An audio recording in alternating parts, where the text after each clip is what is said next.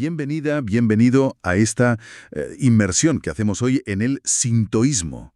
Tenemos aquí varios textos sobre esta tradición de Japón, que a veces la llaman, bueno, religión indígena, otras veces de la naturaleza. Hablan de kami, de rituales de pureza, de esos santuarios tan, bueno, tan icónicos con las puertas torii. Pero, a ver, más allá de estas imágenes que todos tenemos en mente, ¿qué nos dicen realmente estas lecturas? ¿Es una religión como tal, organizada? ¿O más bien un conjunto de costumbres antiguas? Eso de el camino de los kami, pues esa es un poco la idea hoy, intentar sacar la esencia de lo que nos cuentan estas fuentes. Exacto. Vamos a centrarnos en entender qué son exactamente los kami y también por qué eso de la pureza es tan importante. Y bueno, cómo se vive todo esto hoy en día. Claro, siempre mirando lo que dicen estos documentos que tenemos. Pues venga, empecemos por ahí, por el corazón del asunto. Los kami, ¿no? Con su ideograma kami.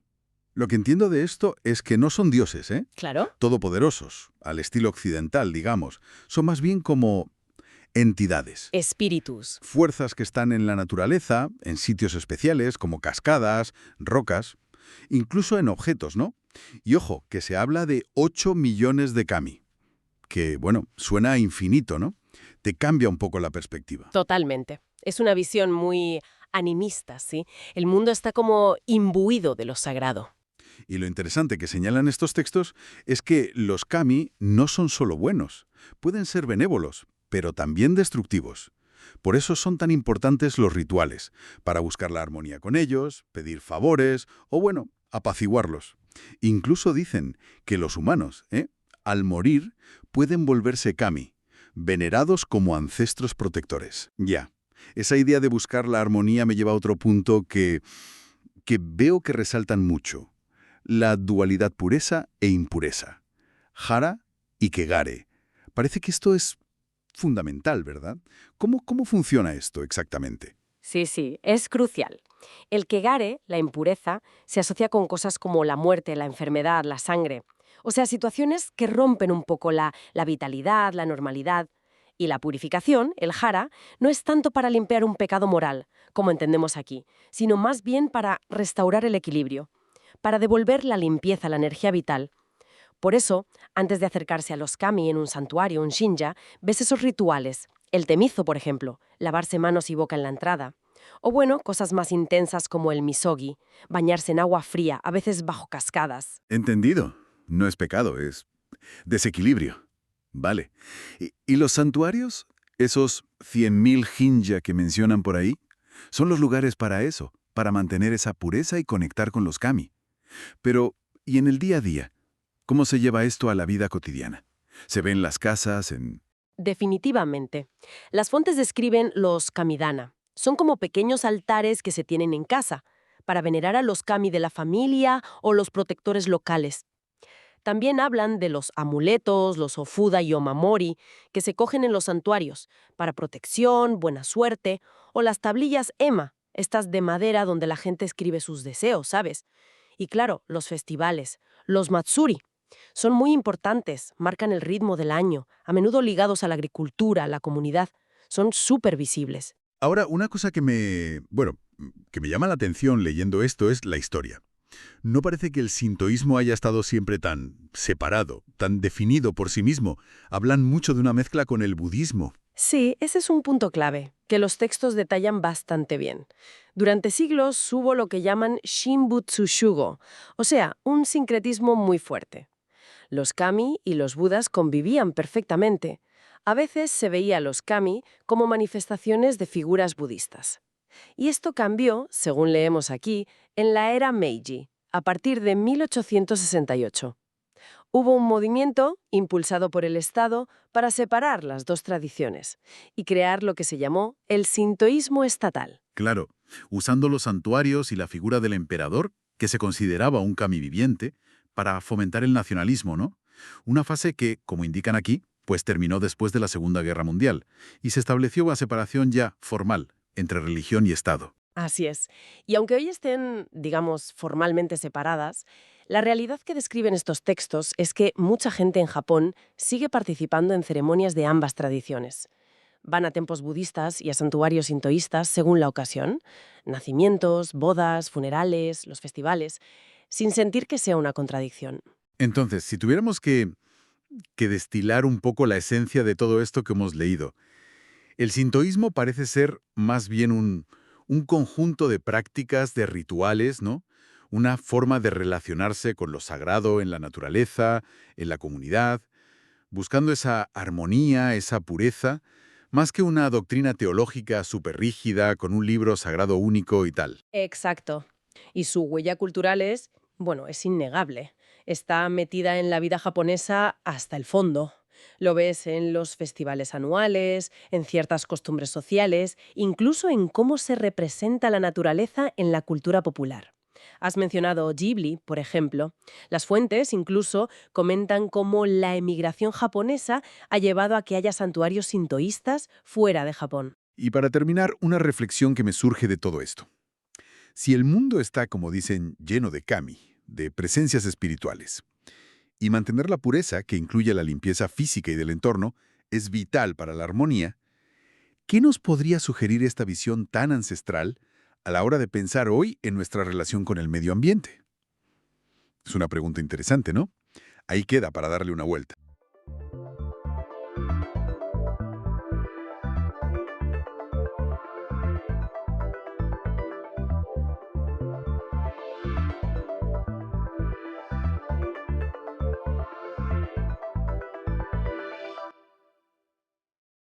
¿Sabías que todo lo que vemos, estrellas, planetas, nosotros mismos, apenas llega al 5% de lo que hay en el universo? Sí, es increíble. El 95% restante es, bueno, un completo misterio. Pues hoy vamos a meternos de lleno en uno de esos grandes enigmas, la materia oscura. Tenemos un resumen bastante completo para guiarnos. Exacto, nos vamos a centrar en esa componente invisible. Que no es poca cosa, ¿eh? Casi el 27% del total del cosmos. Y ojo, que no hablamos de cosas normales que no brillan, ¿verdad? Oh, no, no es polvo oscuro ni planetas fríos. Es una sustancia hipotética, ¿eh? Totalmente diferente, Invisible. que no interactúa con la luz. Nada. Pero sabemos que está ahí, por su peso, por su gravedad. Su influencia es enorme. ¿Cuánto de enorme? Pues domina la masa del universo. Viene a ser como el 85% de toda la masa que existe. Impresionante. Uf, casi nada. Vale, pues nuestra misión hoy. Vamos a desgranar las pruebas más fuertes de que existe y las ideas sobre qué puede ser esta materia oscura. Vamos a ello. Vamos.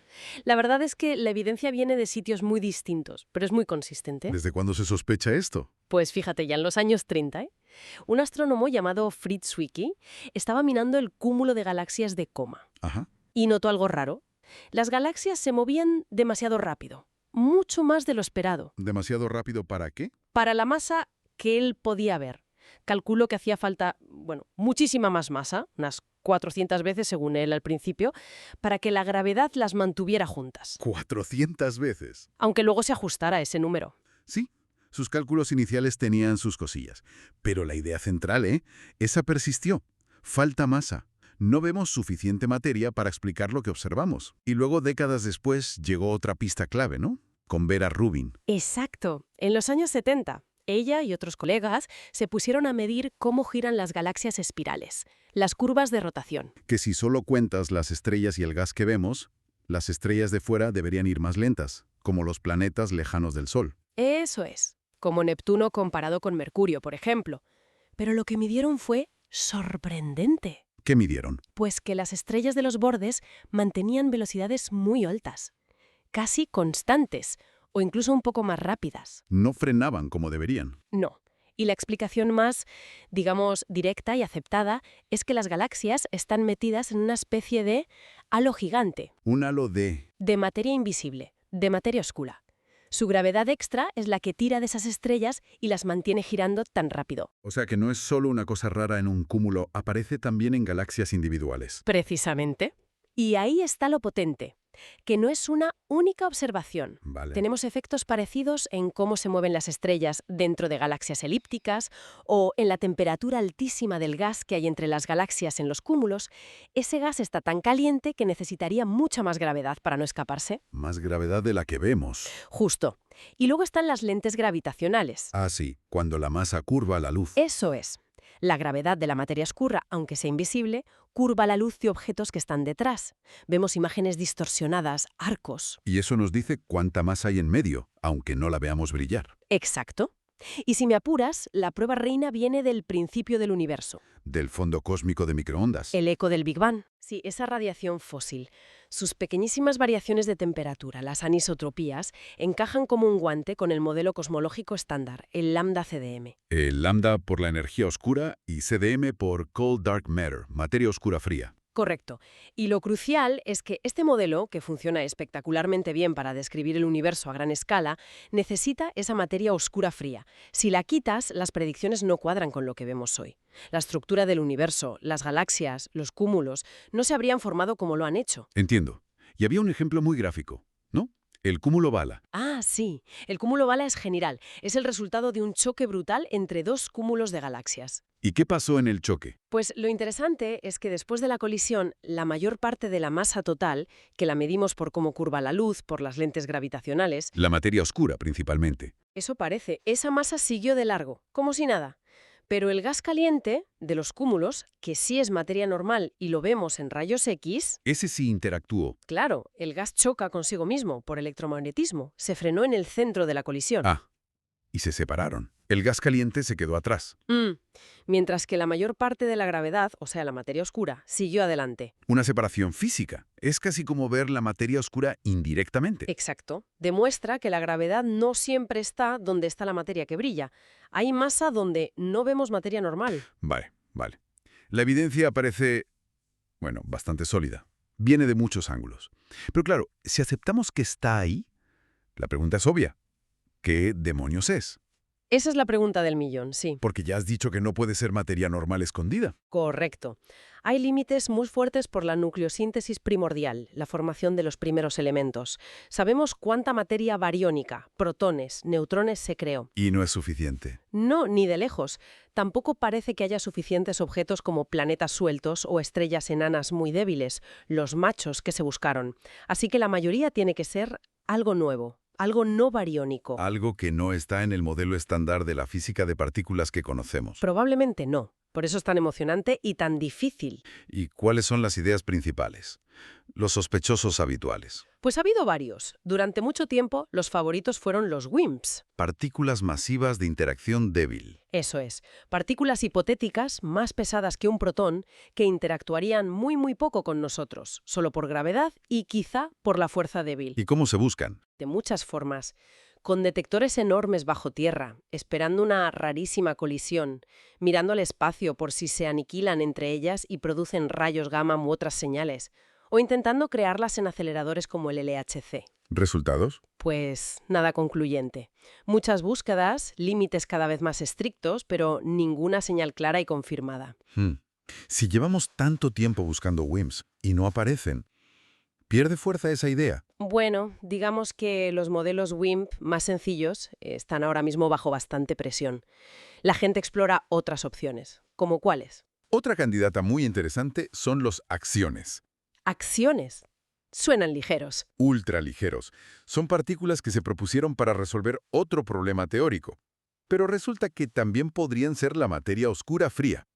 Y se están buscando con experimentos muy ingeniosos, usando campos magnéticos potentes. O sea, WIMPs pesados o acciones ligerísimos. Sí, Extremos opuestos. sí. Y hay más ideas. Por ejemplo, los agujeros negros primordiales. Agujeros negros del principio del universo. Exacto. Formados justo después del Big Bang, mucho antes que las estrellas.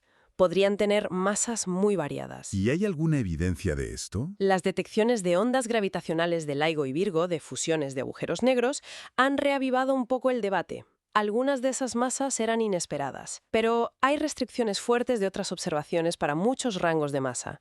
No está claro que puedan ser toda la materia oscura. Entendido. WIMPs, acciones, agujeros negros primordiales. ¿Y si no es una partícula nueva? ¿Y si lo que falla es la gravedad? Ah, la opción de la gravedad modificada. Claro, es otra línea de pensamiento. Teorías como Mond o sus versiones más completas, como Tebes. Que intentan explicar las curvas de rotación y otras cosas sin materia oscura, solo cambiando cómo funciona la gravedad a grandes escalas. Ese es el objetivo. Y Mond, por ejemplo, funciona sorprendentemente bien para explicar la rotación de muchas galaxias con una fórmula muy simple. Pero, Pero tiene problemas. Le cuesta mucho más explicar todo el conjunto de observaciones, los detalles del fondo cósmico de microondas, por ejemplo, o el propio cúmulo Bala, donde la gravedad y la materia visible se separaron. Es difícil explicar eso solo modificando la gravedad. o sea que la mayoría de la comunidad científica sigue pensando que hace falta materia oscura. La visión mayoritaria es esa, sí. Incluso si hubiera que modificar la gravedad, probablemente seguiríamos necesitando alguna forma de materia oscura además. Parece que no nos libramos de ella. Bueno, hagamos un pequeño resumen. Tenemos pruebas muy fuertes, de muchos sitios distintos, Observaciones cosmológicas, galácticas, de cúmulos. que nos dicen que como el 85% de la masa del universo es invisible, algo que llamamos materia oscura. Y sabemos que su gravedad es esencial para que el universo sea como es. Exacto. Sin ella no habría galaxias ni estructuras como las que vemos. Su gravedad esculpió el cosmos. Pero no tenemos ni idea de qué es realmente. Su naturaleza fundamental sigue siendo uno de los mayores misterios abiertos en física.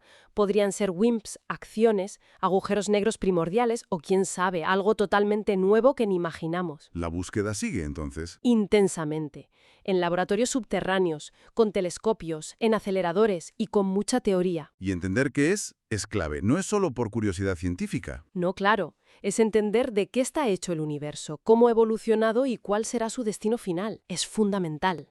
¿Alguna idea final? ¿Algo para que la gente se quede pensando? Bueno, a ver, si la materia oscura interactúa tan poco con nuestra materia y parece que también muy poco consigo misma, ¿quién nos dice que no pueda tener sus propias complejidades? Complejidades. ¿Cómo? Quizá, solo teóricamente, podría existir todo un sector oscuro, con sus propias partículas oscuras, quizá hasta fuerzas oscuras. Un universo paralelo oscuro. No exactamente paralelo, pero sí un conjunto de materia y quizá interacciones que nos son casi totalmente ajenas, formando quizá sus propias estructuras oscuras. Solo notaríamos su gravedad a gran escala. Es, bueno, algo en lo que darle vueltas.